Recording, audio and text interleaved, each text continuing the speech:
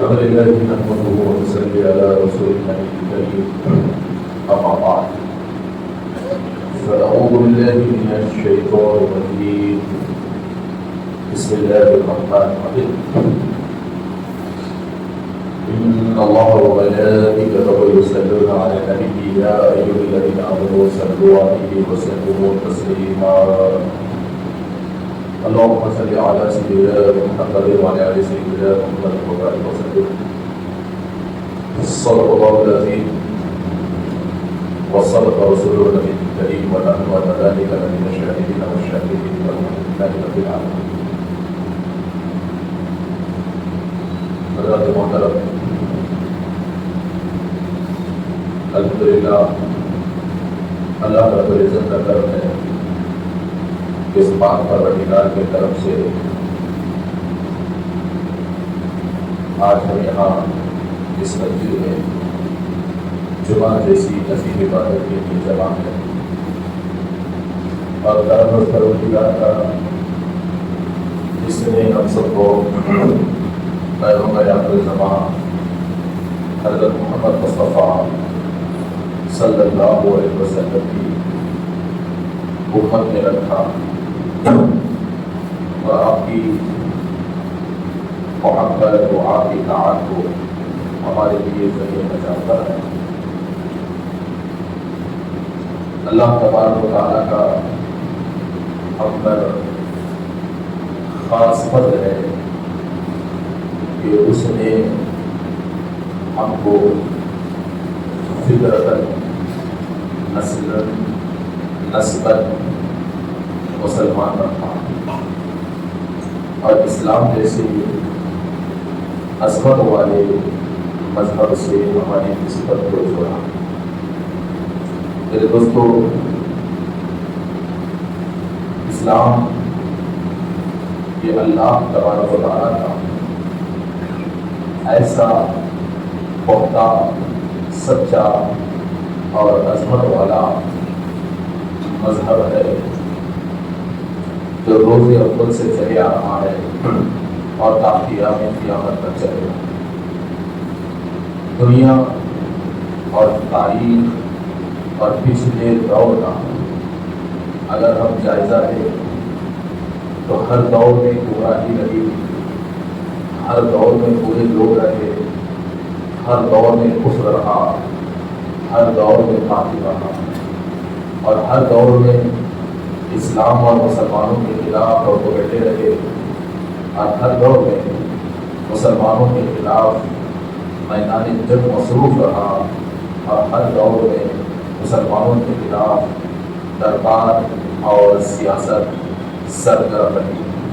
اور تاریخ بتاتی ہے کہ چاہے مسلمانوں کے خلاف میدان جنگ کتنا بھی گرم کیوں نہ ہوا ہو، بادشاہ مسلمانوں کے خلاف کتنے بھی طاقتور کیوں نہ ہوئے ہوں، اور سیاسی درباریں مسلمانوں کے خلاف کتنی بھی اپنی مکاری اور عیاری اور سیاست میں مصروف کیوں نہ ہوئے ہوں، اور تاریخ اسلام بتلاتی ہے کہ ہر دور میں، ہر زمانے میں اللہ تبارک و تعالیٰ نے اسلام کو عظمت بخشی اور مسلمانوں کو عزت بخشی۔ تاریخ اسلام آپ اٹھا کر دیکھیے کہ اسلام کو روز اول سے کم و بیش اندازتاً 1,24,000 نبی و رسول کا دور اس زمین نے دیکھا، اور پتہ نہیں کہ اس سے زیادہ کتنے نبی اور رسول اس دنیا میں آئے۔ ایک اندازہ بتایا جاتا ہے کہ کم اور زیادہ ملا کر 1,24,000 نبی اور رسول اس دنیا میں آئے ہوں گے۔ اب باقی تعداد اللہ اور اس کے رسول کو معلوم ہے کہ کتنے نبی اور رسول اس دنیا میں تشریف لائے۔ تو 1,24,000 اندازتاً نبی اور رسول کا بھی اگر حساب ہم لے تو اسلام کی تاریخ لاکھوں سال پرانی کرتی ہے، لاکھوں سال پرانی کرتی ہے۔ مگر جیسے جیسے دور بدلتا گیا، جیسے جیسے زمانہ بدلتا گیا، اس نبی کی نسبت سے اسلام کی تاریخ کو لوگوں نے یاد کیا، نبی کی نسبت سے یاد کیا۔ اب اسی طریقے سے ہم کہتے ہیں کہ ہماری تاریخ 1400 سال پرانی ہے، تو اس کا مطلب یہ نہیں ہوا کہ اسلام 1400 سال پرانا ہے، بلکہ رسول اکرم صلی اللہ علیہ وسلم کی نسبت سے ہم کہتے ہیں کہ 1400 سال پرانی تاریخ کو ہم رکھتے ہیں آخری نبی کی نسبت کے حساب سے۔ تو میرے دوستوں، تو یہ 1400 سالہ تاریخ اگر ہم اٹھا کر دیکھیں تو جس وقت رسول اکرم صلی اللہ علیہ وسلم نے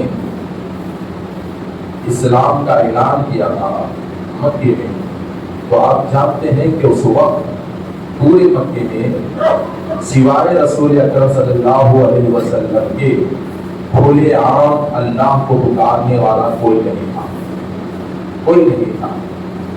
تو پھر آقا عالم صلی اللہ علیہ وسلم نے جب پہلی وحی نازل ہوئی تو عورتوں میں بی بی خدیجہ الکبریٰ علیہ السلام اسلام لائی، رسول اکرم صلی اللہ علیہ وسلم کی نبوت کا اقرار کیا، اور پھر ادھر سب سے پہلے بچوں میں مولائے کائنات علی بن ابی طالب نے اپنے اسلام کا اعلان کیا۔ تو من جملہ کئی مہینوں تک صرف یہ 3 ہی لوگ اللہ کو یاد کرنے والے مکے کی زمین پر ہیں۔ اور پھر ادھر کیا ہوا کہ آقا عالم صلی اللہ علیہ وسلم نے اپنوں کے درمیان، اپنے گھر میں، اپنی گلیوں میں، اپنے وطن میں، اپنے خاندان میں، اپنے قبیلے میں جب اسلام کا اعلان کیا تو کیا آپ یہ سمجھتے ہیں کہ مکے والوں نے رسول اکرم صلی اللہ علیہ وسلم کی زبان سے اسلام کو سن کر کیا مکے کے لوگوں نے رسول اللہ کو خوشی سے گلے لگا دیا؟ کیا 5 منٹ کے خطبے میں سارا مکہ مسلمان ہو گیا؟ نہیں، بلکہ اپنے ہی رسول اللہ کے دشمن بن گئے۔ گھر خود آقا عالم صلی اللہ علیہ وسلم کا دشمن بن گیا، خاندان خود دشمن بن گیا، قبیلہ خود دشمن بن گیا، اور گنے چنے 10-12 جو مسلمان ہوئے تھے 2-2.5 سال کی محنت کے بعد ان پہ بھی بے انتہا ظلم کیا گیا، بے انتہا ان پہ ظلم کیا گیا۔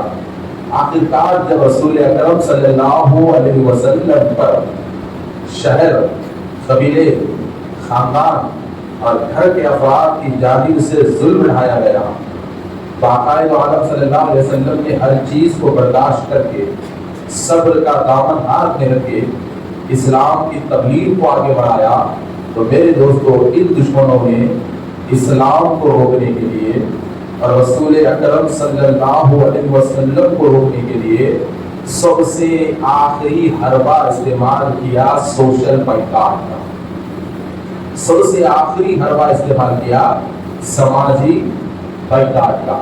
تو تھوڑا سوچیے، تھوڑا غور کیجیے کہ مکے کی زندگی، رسول اکرم صلی اللہ علیہ وسلم کی جو مکے کی زندگی تھی وہ مسلمانوں کے لیے بڑی اہم ہے، اور اگر کوئی مسلمان آقا عالم صلی اللہ علیہ وسلم کی مکے کی مکمل زندگی کو پڑھے گا اور سمجھے گا تو آج کے حالات سے مقابلہ کرنے کا طریقہ اسے مل جائے گا۔ اور مکی کی زندگی میں آقا عالم صلی اللہ علیہ وسلم کی مکی زندگی میں ہمیں یہ درس ملتا ہے کہ اس سے پہلے جو ظلم اور ستم تھا، آج کے ظلم سے تو وہ بہت بڑا، آج کے حالات سے تو بھی وہ بڑے خطرناک حالات تھے۔ تو کیا کیا؟ جو لوگ مسلمان ہوئے، جو لوگ مسلمان ہوئے، جتنے بھی تھے 10 12 15 20 جو بھی مسلمان ہوئے تھے، تو ان کے ایمان کو کمزور کرنے کے لیے سب سے پہلا حربہ یہ استعمال کیا گیا کہ ان کے تجارت پہ قبضہ کیا گیا، ان کو دھندے سے روک دیا گیا، ان کو بازاروں میں جانے سے روک دیا گیا، اور دوسرا حربہ یہ استعمال کیا گیا کہ ان کی جائیداد پہ قبضہ کیا گیا، اور تیسرا حربہ یہ استعمال کیا گیا کہ ان کو قید کیا گیا، ان کو مارا گیا۔ تو جب سارے چیزوں سے بھی یہ نہ سنبھلے تو سارے مکے کی قبیلے والے بیٹھ کر سوشل بائیکاٹ کا اعلان کرتے ہیں، رسول اکرم صلی اللہ علیہ وسلم کے سوشل بائیکاٹ کا اعلان کرتے ہیں، جس میں پورا مکہ اور اہل مکہ کے تمام سردار شامل ہوتے ہیں۔ اور اس میں کیا شرائط تھے؟ اس میں شرائط یہ تھے کہ کوئی مکے کا آدمی رسول اکرم صلی اللہ علیہ وسلم سے بات نہیں کرے گا، انہیں کھانا اور پانی تک نہیں دے گا، ان سے تجارت کرنا تو دور کی بات، انہیں کوئی چیز بیچے گا بھی نہیں، اور ان کو جو مانے گا، ان کی جو تائید کرے گا، وہ بھی اس بائیکاٹ میں شامل رہیں گے، اس بائیکاٹ میں شامل رہیں گے۔ تو جب سارا مکہ ایک طرف ہو کر رسول اکرم صلی اللہ علیہ وسلم کا بائیکاٹ کیا، تو آقا دو عالم صلی اللہ علیہ وسلم اس بائیکاٹ بھری زندگی گزارنے کے لیے شعب ابی طالب، یعنی آپ کے چچا حضرت ابو طالب کی ایک ایسی زمین تھی، یا ایک ایسا باغ تھا، یا ایک ایسا کھیت تھا، یا ایک ایسی چار دیواری تھی جو آبادی کے باہر تھی، چار دیواری تھی جو آبادی کے باہر تھی۔ رسول اکرم صلی اللہ علیہ وسلم نکل کر اس چار دیواری میں جا رہے ہیں، تو ذرا دیکھیے آقا اکیلے نہیں ہیں، بلکہ آپ کے ساتھ ام المؤمنین بی بی خدیجہ الکبریٰ بھی ہیں، آپ کے ساتھ رسول اکرم صلی اللہ علیہ وسلم کی بیٹیاں بھی ہیں، آپ کے ساتھ رسول اکرم صلی اللہ علیہ وسلم کے چچا بھی ہیں، اور آپ کے ساتھ آقا عالم صلی اللہ علیہ وسلم کے ماننے والے بھی ہیں۔ تو میرے دوستو، حالات کیسی رہی؟ 1 سال گزرا، 1.5 سال گزرا ان چار دیواری میں، کوئی پوچھنے والا نہیں ہے، کوئی پانی دینے والا نہیں ہے، کوئی ایک مٹھی اناج دینے والا نہیں ہے، بلکہ روایتوں میں آتا ہے کہ شیعہ ابی طالب کی زندگی ایسی تھی کہ رسول اکرم صلی اللہ علیہ وسلم اکیلے نہیں تھے، بلکہ ساتھ میں خاندان بنو ہاشم بھی تھا، اور خاندان بنو ہاشم کے لوگ اپنے چھوٹے بچوں کو ساتھ میں لے کر گئے تھے۔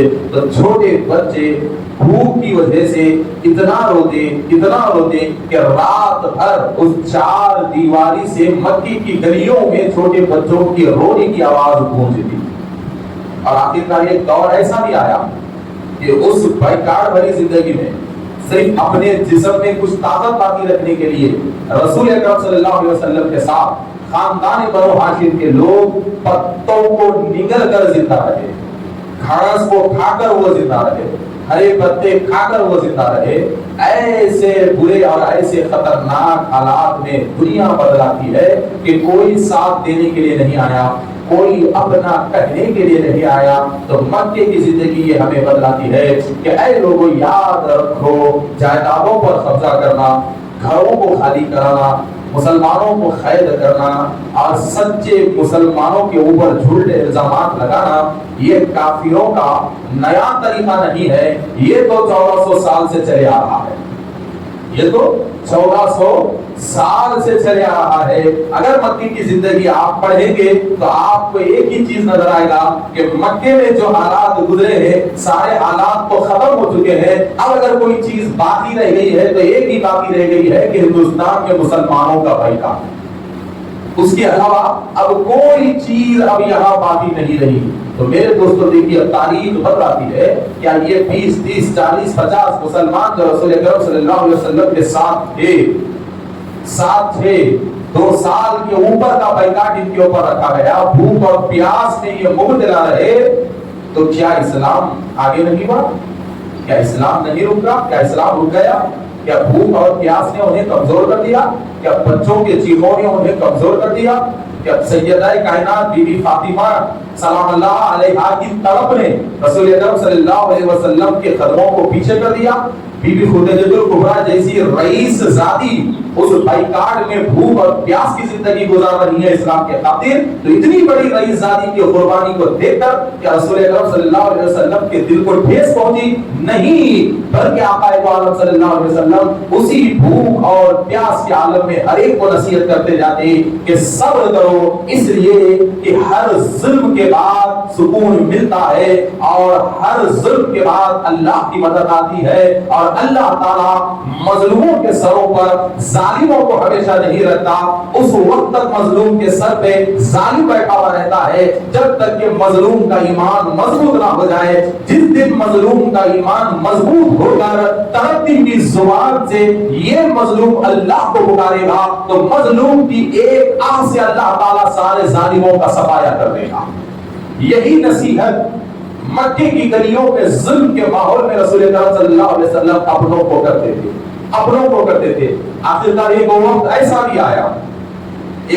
بھی آیا کہ ام المومنین، دیکھیں کتنا بڑا احسان آپ اسلام پر ام المومنین بی بی خدیجہ الکبریٰ کا کتنا بڑا احسان ہے کہ سارا سارا ددیانی خاندان سوائے حضرت ابو طالب کے اور رسول اکرم اور حضرت ابو طالب کے اولاد کے کوئی اس بائیکاٹ میں شامل نہیں ہے. اور ادھر رسول اکرم صلی اللہ علیہ وسلم کا سارا خاندان جو کفر پر ہے، خاص چچائے بھی ہے جو وقت کے ملعون اور فرعون ہونا ان کے مقدر میں لکھ دیا گیا تھا، ابو جہل ابو لہب جیسے لوگ یہ خوشیاں منا رہے ہیں کہ اب ان کی کمر ٹوٹ جائے گی، بھوک اور پیاس سے یہ نڈھال ہو جائیں گے، اسلام کو چھوڑ دیں گے یا اپنے نبی کو چھوڑ دیں گے. اور ابو طالب جیسا بوڑھا چاچا بڑھاپے میں بھوک کو برداشت نہ کر کے اپنے بھتیجے کا ساتھ چھوڑ دے گا. مگر ایسا کبھی نہیں ہوا، بلکہ مکے کی زمین یہ بتلاتی ہے کہ یاد رکھو حضرات محترم، مسلمان کے پاس بھوک اور پیاس یہ اہمیت والی چیز نہیں ہے، بلکہ مسلمان کے پاس ایمان اہمیت والی چیز ہے. اگر بھوک اور پیاس کی حالت میں ایک مسلمان اپنے ایمان کو مضبوط رکھتا ہے تو پھر اللہ تعالیٰ اس کے قدموں کے نیچے سے پانی کے چشموں کو نکال دیتا ہے. تو ایمان یہ بڑی اہمیت والی چیز ہے، اور ہمارے سارے حالات کا دار و مدار ہمارے ایمان کے اوپر ہے. تو تاریخ بتلاتی ہے کہ یہ ایمان میں اتنے مضبوط تھے، ان کی بھوک اور پیاس بھی ان کے ایمان کو ختم نہیں کر سکی. ان کی بھوک اور پیاس بھی رسول اکرم صلی اللہ علیہ وسلم کے در سے اور آپ کی محبت میں ایک لمحہ بھی بھوک اور پیاس فرق پیدا نہ کر سکی. تو پھر اللہ تبارک و تعالیٰ نے مدد کے لیے ذریعہ بنایا. تو کسے ذریعہ بنایا؟ کسی قریش کے خاندان کے فرد کو ذریعہ نہیں بنایا مدد کا، یا مکے کے کسی آدمی کو ذریعہ نہیں بنایا، بلکہ سوشل بائیکاٹ ختم کرنے کا اگر ذریعہ بنتا ہے تو قیامت تک کا احسان ہے ام المومنین بی بی خدیجہ کبریٰ کا امت پر کہ آپ ہی کا خاندان ذریعہ بنتا ہے بائیکاٹ ختم کرانے کا. آپ کے بھانجے تو جب معاملہ بی بی خدیجہ کبریٰ کے بھانجے کو جب یہ معاملہ برداشت سے باہر ہو جاتا ہے تو بڑی ہمت کے ساتھ اونٹوں پر اناج کے تھیلے رکھ کر آپ مکے میں داخل ہوتے ہیں. تو کفار مکہ روکتے ہیں، ابو جہل روکتا ہے، کفار مکہ روکتے ہیں، پوچھتے ہیں کہ یہ اناج کہاں جا رہا ہے؟ تو آپ کہتے ہیں کہ میری پھوپھی بی بی خدیجہ کے لیے میں لایا ہوں، جو شیعہ ابو طالب میں منصور ہے اور کئی دن سے بھوکے ہیں. تو ان کفار نے روکا، ان قریشیوں نے روکا، مگر وہاں معاملہ لڑائی کا گیا، وہاں معاملہ تلواریں نکلی وہاں. اور آخرکار یہ اناج شیعہ ابو طالب کے گھاٹی میں پہنچ جاتا ہے. اور جب یہ سارا معاملہ حضرت ابو طالب کو پہنچتا ہے کہ حضرت بی بی خدیجہ کے بھتیجوں سے اتنا بڑا معاملہ مکے کی گلیوں میں ہوا ہے کہ قریش مکہ ان پر تلواریں اٹھائے اور اناج لانے نہیں دے رہے تھے.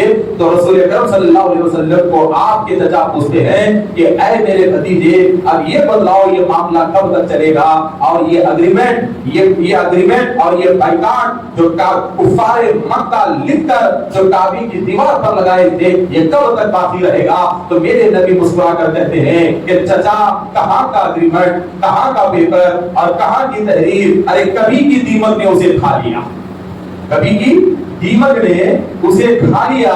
تو جب یہ بات حضرت ابو طالب رسول اللہ سے سنتے ہیں تو بڑی ہمت سے اٹھتے ہیں اور سیدھا صحن کعبہ میں جاتے ہیں اور جا کر سارے قریش کو للکارتے ہیں، سارے اہل مکہ کو للکارتے ہیں اور للکار کر پوچھتے ہیں کہ اے لوگوں، کب تک تم ہم کو بائیکاٹ میں رکھو گے؟ کب تک تم بھوکے اور پیاسے رہو گے؟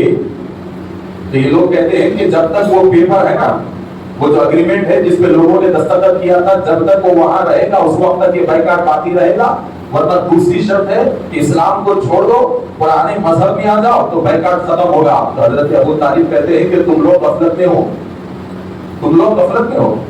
کہاں کا اگریمنٹ؟ میرے بھتیجے تو کہتے ہیں کہ کبھی کے اسے دیمک کھا لیے، اور وہ دور تھا کہ اہم دستاویزات پیتل اور تانبے کے باکس میں رکھا کرتے تھے اور باکس تو بند تھا. تو کہا کہ وہ تو باقی نہیں ہے، اسے تو دیمک کھا لیا. یہ لوگ بڑے حیران ہوئے، کہا کہ ابو طالب کیا کہتے ہو، دیمک کھا لیا؟ تم نے تو دیکھا ہی نہیں. کہا ہاں دیمک کھا لیا. پوچھا اگر نہ کھایا؟ حضرت ابو طالب کہتے ہیں کہ اگر اس اگریمنٹ کو دیمک نہیں کھائی تو میں ابھی سے اپنے بھتیجے کا ساتھ چھوڑ دوں گا. کتنا یقین تھا دیکھیے انہیں. وہ لوگ اس ڈبے کو لائے، کھولا تو بڑے حیران ہو گئے کہ جہاں جہاں محمد لکھا ہوا ہے وہی چیز باقی ہے، اور ساری کی ساری تحریر کو دیمک نکل گئی. ساری کی ساری تحریر کو تبت نکل گئی. تو حضرت ابو طالب نکلے تو لوگوں نے پوچھا کہاں جا رہے ہو؟ تو کہا کہ جب پیپر ہی غائب ہے تو ہم خیر میں رہ کے کیا فائدہ. پیپر ہی جب غائب ہے تو ہم خیر میں رہ کے کیا فائدہ, ہمارا بائیکاٹ تو ختم ہو گیا. تب تاریخ اٹھا کر دیکھو کہ نبی کریم صلی اللہ علیہ وسلم ہجرت کیے اور ہجرت کے بعد جنگ بدر ہوئی, احد ہوئی, خیبر ہوئی, حنین ہوئی, کئی بڑے بڑے معرکے ہوئے اور مقصد صرف ایک ہی تھا اسلام, اور سامنے والوں کا مقصد ایک ہی تھا اسلام کو ختم کرنا, مسلمانوں کو ختم کرنا. مگر 1400 سال سے بادشاہوں کی جانب سے کئی تلواریں اٹھے, منافقین کی جانب سے کئی منافقتیں ہوئی اور اپنوں کی جانب سے کئی قسم کے جاسوسیاں ہوئی. یہ بات پکی ہے کہ مسلمانوں کا کچھ نقصان ہوا مگر مسلمانوں کا خاتمہ نہیں ہوا, مسلمانوں کا ہرگز خاتمہ نہیں ہوا. تو آج کا اگر ہم یہ دور دیکھا جائے تو آج کا دور بھی مکے کی نبوی زندگی کا دور ہمارے سامنے آ رہا ہے. مکے کی سیرت کی جھلکیاں آج ہمارے سامنے ہو رہی ہے, اور اسی لیے رسول اکرم صلی اللہ علیہ وسلم نے اختیار رکھ کر مکے کے ظلم کو برداشت کیا تھا تاکہ ایسے ماحول میں لوگوں کو جینے کا طریقہ آ جائے, ایسے ماحول میں لوگوں کو جینے کا طریقہ مل جائے. حضرات محترم, اب آج کے دور کا ملاحظہ کر لو, آج کا دور اور آج کا ہندوستان ہم سے کیا کہتا ہے. تو تاریخ اٹھا کر دیکھو حضرات محترم کہ 700 سال یا 600 سال, چلو ان لوگوں کے حساب سے 500 سال بھی ہماری حکومت رہی, تو یہ بتاؤ کہ 500 سال میں کوئی اتنا تو بتا سکتا ہے کہ کتنا نقصان مسلم قوم کو اس ملک سے ہوا؟ تو کوئی نہیں بتا سکتا کہ کتنا نقصان ہوا. بلکہ 500 سال کے عرصے میں ہمارے بادشاہوں نے اس ملک کو سونے کی چڑیا بنا کے رکھ دیا تھا, سونے کی چڑیا بنا کے رکھ دیا تھا. اور مسلم حکمرانی کی خاتمے کے لیے انگریزوں کو تم نے یہاں بٹھایا تھا, مسلم حکمرانی کے خاتمے کے لیے ایسٹ انڈیا کمپنی کے لیے جاسوسی تم لوگ کیا کرتے تھے, انگریزوں کی غلامی تم لوگ کیا کرتے تھے. اور تاریخ گواہ ہے کہ ہمارے حکمراں, ہمارے باپ دادا جس ملک کو کوہ نور بنا, جس ملک کو سونے کی چڑیا بنا کر رکھ دیا تھا, محض اور محض ہندوستان کے ایک خاندان اور محض ہندوستان کے ذات کے ایک بڑے فرقے نے اپنی حکومت کے حوث سے انگریزوں کی جاسوسی کو قبول کر کے, انگریزوں کی غلامی کو قبول کر کے اس زمین پر جب انگریزوں کو بٹھایا تو بتاؤ فائدہ کس کا ہوا؟ کوئی فائدہ نہیں ہوا. سونے کی چڑیا جس ہندوستان کو یہ لوگ کہا کرتے تھے, چڑیا کو لے کر چلے گئے, ہندوستان کو یہاں رکھ دیے. آج کوہ نور کس کے پاس ہے؟ ہیرے جواہرات کس کے پاس ہے؟ بتاؤ. جتنے معاملات تھا اور جتنی قیمتی چیزیں تھے سارے لے کر چلے گئے. تو حکومت کے خاتمے کے لیے تم نے انگریزوں کی غلامی کو قبول کیا تھا, انگریزوں کی جاسوسی کو قبول کیا تھا, تو تمہاری غلامی سے اس ملک کو کتنا فائدہ پہنچا؟ کتنا فائدہ پہنچا؟ کوئی فائدہ نہیں پہنچا.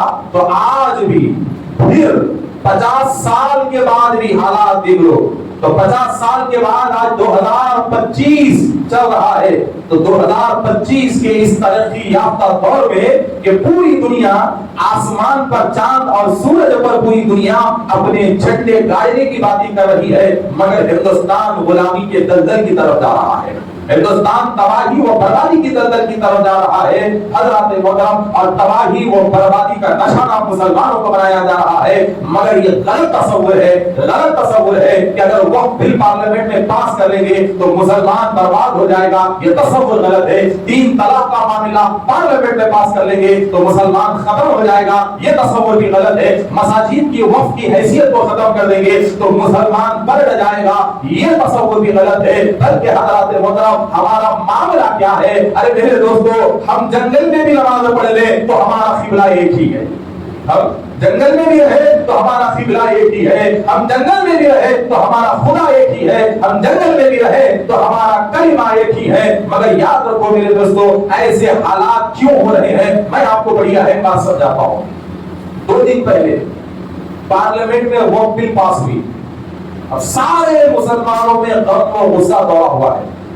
مگر میں آپ کو ایک چیز پوچھتا ہوں کہ آج ہم اس حکومت کو بدنام کر رہے ہیں. یہ 100% بغیر شک کی بات ہے کہ یہ ہمارے کھلے دشمن ہیں. اس میں کوئی ڈاؤٹ نہیں ہے کہ جو اختلاف میں بیٹھے ہوئے ہیں یہ ہمارے کھلے دشمن ہیں. मगर हम लोग पिछले 50 साल से छुपे हुए दुश्मनों को पहचानने में नाकाम हुए, छुपे हुए दुश्मनों को। और छुपे हुए दुश्मन हमारे सामने क्यों नहीं आए? वो छुपे हुए दुश्मन हमारे सामने इसलिए नहीं आए कि हमारे ही दरमियान कुछ मुस्लिम मुनाफिक खियादत ऐसी है जो उनका पर्दा बने रहे। हमारे दरमियान भी मुनाफिक खियादत है, हमारे दरमियान भी 50 साल से मुनाफिक लीडरशिप रही है। याद रखो, 50 साल से हमारे दरमियान भी मुनाफिक लीडरशिप रही है। और तारीख गवाह है कि मुसलमान को ठेस पहुंचाने वाला कोई बाहर का नहीं था। हर सदी में घर वाले ने घर को उजाड़ा है, हर सदी में घर वाले ने घर को उजाड़ा है। अब तारीख उठाकर देखो कि मैं आपको एक बात पूछता हूं कि कब हमारी जमीनें महफूज रही? जनाब बोलो, कब महफूज रही है? बताओ, कब महफूज रही? आज महबूब नगर का इतना बड़ा मुस्लिम अक्सरियती इलाका है, क्या महबूब नगर के मुसलमानों को आज ये हक हासिल है कि वो अपनी कौमी वक्फ जायदाद पर जाकर रुआब से ठहर सके? बोलो, 50 साल से मुसलमान खुद मजबूर था उसकी वक्फ जायदाद पे ठहरने के लिए। 50 साल से तो ये हुकूमत नहीं थी ना, 50 साल से मजबूर था। और हालत हमारी ऐसी थी, पिछले 20 साल में हमारी हालत ऐसी हो गई थी कि एक मुसलमान को वक्फ जायदाद पर एक छोटा पान का डब्बा डालने की भी इजाजत नहीं थी। ठीक बोलिए, क्या कोई वक्फ से पान का डब्बा वक्फ जायदाद पे डाल सकता है? जो क्या ये नया है? ये पुराना है, ये पुराना है। पिछले 25 साल से हमदर्दी के पर्दे में वक्फ का सौदा किया गया मेरे दोस्तों, हमदर्दी के पर्दे में वक्फ का सौदा किया गया। और 50 साल पहले खुला लूटा गया पुलिस एक्शन के नाम पे, पुलिस एक्शन के नाम पे, निजाम हुकूमत के खातिमे के नाम पे, निजाम हुकूमत के खातिमे के नाम पे बेचारे निजाम को कॉम्प्रोमाइज किए, सरेंडर किए, निकल गए, बॉर्डर को पार कर लिए। और यहाँ मजलूम मुसलमान बैठे हुए थे। तो जब बादशाह सरेंडर करके मुल्क छोड़ के चला गया तो यहाँ जंगी नहीं थी, मगर खान की आर्मी के जरिए रईसों को लूटा गया एक्शन के नाम पर, नवाबों को लूटा गया एक्शन के नाम पर, शरीफों को लूटा गया एक्शन के नाम पर, जागीरदारों को लूटा गया एक्शन के नाम पर, जमींदारों को लूटा गया एक्शन के नाम पर, मुस्लिम बाजारों को लूटा गया एक्शन के नाम पर, मुसलमानों के बड़े बस्तियों पे हमला किया गया एक्शन के नाम पर। और 1 साल तक इतना जुल्म किया कि जागीरदार मुल्क छोड़कर चले गए, जमींदार मुल्क छोड़कर चले गए, मुस्लिम दुकानदार मुल्क छोड़ के चले गए, मुस्लिम बड़े बड़े पटवारी मुल्क छोड़कर चले गए, मुसलमानों के बड़े बड़े रईस मुल्क छोड़कर चले गए। और ऐसा छोड़े कि किसी वारिस को लेने नहीं रखा, गोद के बच्चे को भी लेकर चले गए। तो जब वारिस नहीं बचा तो ये बताओ कि बड़े बड़ी हवेलियां वो जो छोड़कर चले गए थे वो आज कहां है? बड़ी बड़ी जमीनें जो वो छोड़कर गए थे वो कहां है? 100 एकड़ जमीनें जो वो छोड़कर गए थे वो कहां है? बड़े बड़े दरबारे जो छोड़कर गए थे वो कहां है? मार्केटों में बड़े बड़े गोदाम जो छोड़कर जान बचाने के लिए वो गए थे वो कहां है? तो तारीख उठाकर देखो तो जो मुसलमान जान के डर से एक्शन के नाम पर अपनी अपनी जागीरों को छोड़कर गए थे वो कहां है? अगर तलाश किया जाए तो उन पे कब्जा किया गया। तो किसने कब्जा किया? किसी अपने ने नहीं, बल्कि उन्हीं लोगों ने कब्जा किया जो इफ्तार पार्टी के नाम पर एक खजूर मुसलमानों को उस मैदान में बिठाकर खिलाते हैं। आज जो कई इफ्तार पार्टियां होती हैं, कई मुस्लिम दावत होते हैं, मगर कभी खजूर खाने से पहले हमने ये सोचा था कि जिस जमीन पर हम ठहर कर इफ्तार पार्टियां मना रहे हैं ये जमीन किसकी है? ये जमीन किसकी है? कभी सोचा है कि government high school, government primary school, government के ग्राम पंचायत, गवर्नमेंट के हॉस्पिटल्स और गवर्नमेंट के बस स्टैंड, गवर्नमेंट के पीएस, गवर्नमेंट के फायर स्टेशन, गवर्नमेंट के रेलवे स्टेशन, कलेक्टर ऑफिस, तहसील office, RTO office, revenue department का मुकम्मल महकमा आखिर किन के जमीनों पर बना हुआ है? किन के जमीनों पर बना हुआ है? किन के जमीनों पर बना हुआ है? हमारी कौम में रियल एस्टेट के माहिर लोग हैं, पुराने रिकॉर्ड उठाकर देखो तो ये सारी इमारतें नवाबों की जमीनों पर ठहरी हुई है, ये सारी इमारतें जागीरदारों के जमीनों पर ठहरी हुई है, ये सारी इमारतें हमारे बाप दादा की जमीनों पर ठहरी हुई है। तो अगर वक्फ बिल का मकसद हकदार को हक दिलाना है तो क्या ये सारी जमीनें हमें मिल जाएंगी? सोचने वाली बात है। अगर वक्फ बिल का मतलब हकदार को हक दिलाना है तो हुकूमत के नाम पे जो तुमने कब्जा किया है, हुकूमत बदलने के नाम पे जो तुमने कब्जा किया है, क्या ये सारी जमीनें हमें मिल जाएंगी? ये हरगिज़ नहीं मिलेगी। बल्कि मेरे दोस्तों, पिछले 25 साल से हमदर्द बन के पीठ पीछे से वक्फ की जायदादों पे कब्जा किया गया, तो पिछले 10 साल से खुलेआम दुश्मन बन के कब्जा कर रहे हैं, खुलेआम दुश्मन बन के कब्जा कर रहे हैं। तो अब मुसलमानों को क्या करना चाहिए? तो याद रखो मेरे दोस्तों, मौजूदा सियासत हर एक के बारे में मेंबर से कहता हूं, मेंबर से मैं एक बात कहता हूं कि मौजूदा सियासत चाहे कोई भी पार्टी हो, अब मुसलमान के लिए भरोसे के काबिल नहीं रही, मुसलमान के लिए भरोसे के काबिल नहीं रही। अगर मुसलमान अपने आप को और भी अंधेरे में डालना चाहता है तो भी लीडरों के सामने हाथ बन के ठहरे हो, और भी तुम अपने आप को बर्बाद करना चाहते हो तो फिर भी गली गली के लीडर की गुलामी को तुम कबूल करो, और भी तुम अपने आप को तबाही व बर्बादी में डालना चाहते हो तो अपना सरबराह मानो सियासी कायद को, अपना इमाम मानो सियासी कायद को, अपना सब कुछ मानो एक पार्टी ऑफिस को। इसलिए कि मेरे दोस्तों, मेरा भाई भी लीडर है, मुसलमान भाई, मेरा मुसलमान भाई भी लीडर है, मगर मेरे मुसलमान भाई को तन्हाई में ले जाकर पूछो तो वो मुझे पकड़ कर आएगा, इसलिए कि उसे मालूम है उसके साथ कितना खिलवाड़ हो रहा है, उसे मालूम है कि वो कितना बर्दाश्त करके सियासत में कौम के लिए टिका हुआ है। मेरे भाई को मालूम है कि कितनी मुसीबत से मेरा भाई उन लोगों के दरमियान ठहरा हुआ है। आज मैं मेरे सियासी भाई को कसूरवार नहीं कह रहा हूं, बल्कि मेरा सियासी लीडर आज मजबूर है इसलिए कि वो अकेला है, मेरा भाई मजबूर है इसलिए कि उसके पास अक्सरियत नहीं है। और ऐसी हालत करने वाले कौन है? हम हैं। इसलिए कि मेरे दोस्तों, हमारे पास कोई प्लानिंग नहीं है, हमारे पास कोई मंसूबाबंदी नहीं है। याद रखो मेरे दोस्तों, ये वक्फ बिल ये सिर्फ जमीनों और जंगलात की हद तक महदूद होने वाली नहीं है। एक वक्त ऐसा आएगा कि मसाजिद को भी साबित करने की जरूरत आएगी कि ये मस्जिद हमारी है, हमारे घरों को भी साबित करने की जरूरत आएगी कि ये घर हमारा है, ये घर हमारा है। और आखिरकार 2 साल के बाद एक जुमला कहा जाएगा। क्या जुमला कहा जाएगा? कि अगर तुम्हारी मस्जिद का 500 साल पुराना भी रिकॉर्ड लेकर ठहर गए तो एक जुमला बड़े आसानी से कहा जाएगा कि 500 साल पहले किसकी थी? तुम्हारी हुकूमत तो 500 साल से है, 500 साल पहले किसकी थी? 500 साल पहले तो हमारा बादशाह था, तो हमारे बादशाह के पास कब्जा करके तुम बना लिए। ये जुमला बड़े आसानी से कहा जाएगा और इस जुमले की तरबियत दी जा रही है, इस जुमले की तरबियत दी जा रही है। तो सारा मामला हमारी सुस्ती और हमारी काहिली से हुआ है। और याद रखो, पिछले 50 साल से अपनों ने वक्फ को लूटा है, हमारे अंदर के लोगों ने वक्फ को लूटा है। वक्फ की हालत इतनी खराब थी, इतनी खराब थी, इतनी खराब कि क्या बताऊं कि शर्म आती है कि अगर मुझे वक्फ बोर्ड में कंप्लेन की जरूरत पड़ती, अगर कोई गैर वक्फ प्रॉपर्टी पे कब्जा करता होता और मुझे वक्फ बोर्ड में जाकर कंप्लेन करने की जरूरत पड़ती, तो उस वक्त तक वक्फ का मामला नहीं आता जब तक कि मैं उनको रिश्वत ना दूं, जब तक कि उन्हें रिश्वत ना दूं, उस वक्त तक वक्फ का मामला नहीं आता था। तो ऐसे बेहिस वहां बैठे हुए थे, ऐसे बेजमीर वहां बैठे हुए थे और उन्हें बेहिस और बेजमीर कर दिया गया कि कौम को रोका गया। अगर वो हमारे हाथों में होती तो हम निगहबान होते थे। कौम को जोड़ दिया होगा तो कौम आज चौकीदारी करते हुए रहती थी, मसाजिद से जोड़ दिया होगा तो आज वो जमीनें आबाद होती थी। मगर ना तुमने कौम से जोड़ा, ना उन जमीनों को मसाजिद से जोड़ा, ना उन जमीनों को तुम यतीमों से जोड़ा, ना तुमने उन जमीनों को मुस्लिम गरीबों से जोड़ा। बस सियासी फायदे के लिए वो जमीनें 50 साल से इस्तेमाल होते रहे और मुसलमानों को एक पान डब्बा डालने पर भी उन जमीनों पे मुसलमान को डराया गया। तो आज हुआ क्या कि आज तुम्हारी भी चाल तुम्हारे लिए फांसी का फंदा बन गई है। आज तुमने अगर वक्फ जमीन पे घर बना है तो आज वही वक्फ जमीन कह के ये तुम्हारे घर को गिराएंगे, वक्फ जमीन कह के नहीं गिराएंगे बल्कि मुसलमान होने के नाते गिराएंगे। तो वक्फ की जमीन पे कब्जा करने का तुम्हें भी कोई फायदा नहीं मिलेगा। तो बस वक्त हो चुका है।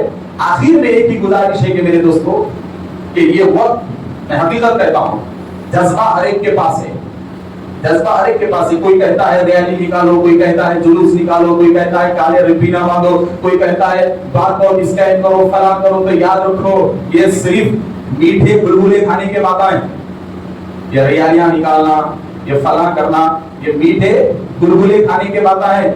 और पिछले 20 साल से मुसलमानों को खाली मस्जिद के सामने नारों की हद तक نعروں کے حد تک رکھ دیے کہ مسجد کے سامنے ٹھہرو، نعرے لگاؤ، گھروں کو نکل جاؤ، بنیادی کام سے محروم کر دیے۔ بنیادی کام کیا ہے کہ سب سے پہلے مسلمان متحد ہو جاؤ، متحد ہو کر 4 سال کا ٹائم مسلمانوں کے پاس ہے سیاسی طاقت بنانے کا۔ جب تک مسلمان یہ 4 سال میں اپنے اپنے علاقے میں سیاسی طاقت نہیں بنائے گا تو آنے والے 5 سال مسلمان کے لیے بڑے خطرناک ہوں گے۔ یہ سخت ضرورت ہے۔ یہ رپینا لے کے پھرنے سے سیاسی طاقت نہیں ملتی، یہ نعرے لگانے سے سیاسی طاقت نہیں ملتی۔ میرے دوستو، آج طہارت خانے صاف کرنے والی قوم کے پاس سیاسی طاقت ہے، مسلمان کے پاس نہیں ہے، اس سے بھی خطرناک ہم گر گئے۔ تو 4 سال ہمارے پاس ہے اور اللہ نے یہ 4 سال کا سنہرا موقع دیا ہے کہ ایک مضبوط اتحاد کے ذریعے ایک مضبوط سیاسی طاقت ہمیں ہندوستان میں بنانے کی ضرورت ہے۔ اور یہ 4 سال میں اگر ہم ایک سیاسی طاقت بن کے ابھر گئے تو ہر کھوئی ہوئی چیز ہم حاصل کر سکتے ہیں۔ اگر یہ 4 سال میں ہم سیاسی طاقت نہیں بنا لیے تو یاد رکھو ہماری اولاد اس سے بھی خطرناک ماحول میں زندگی گزارنے کا موقع ہم خود ہماری اولاد کو دیں گے۔ خدا حافظ، سنت ادا فرمائے۔